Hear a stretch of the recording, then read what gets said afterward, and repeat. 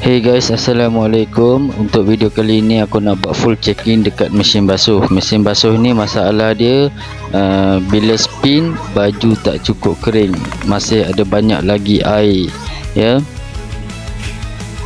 Jadi sekarang ni aku tengah buat pemeriksaan pada bahagian enjin mesin ni, tengok pada belting dia.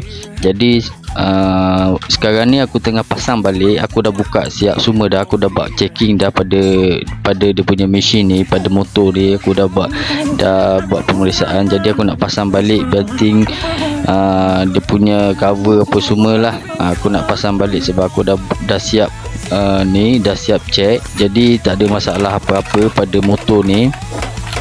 So aku nak pasang balik.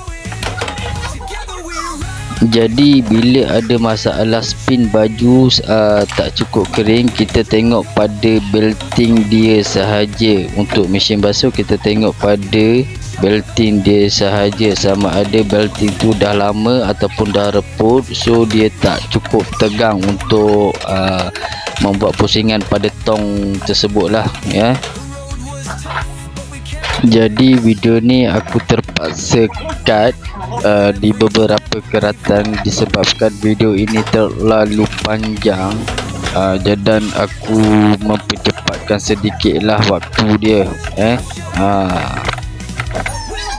yakni duration time. Okay, duration.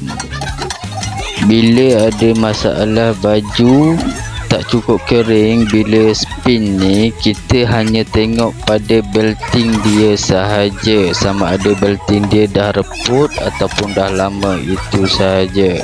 Okey, yang lain kita tidak perlu risau. Okey,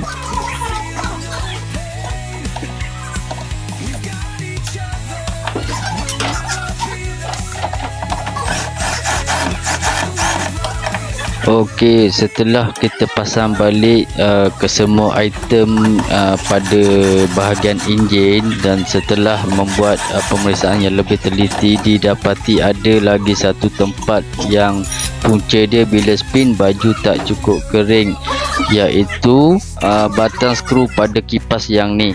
Yang ni masalah dia longgar, skru dia tak cukup ketat. Jadi bila aku nak buka tu dia goyang, kipas dia dah goyang. Okey, yang ni ada keladak kotor-kotor ni. Ini biasa sebab kita mencuci baju yang kotor, bukan kita mencuci baju yang bersih.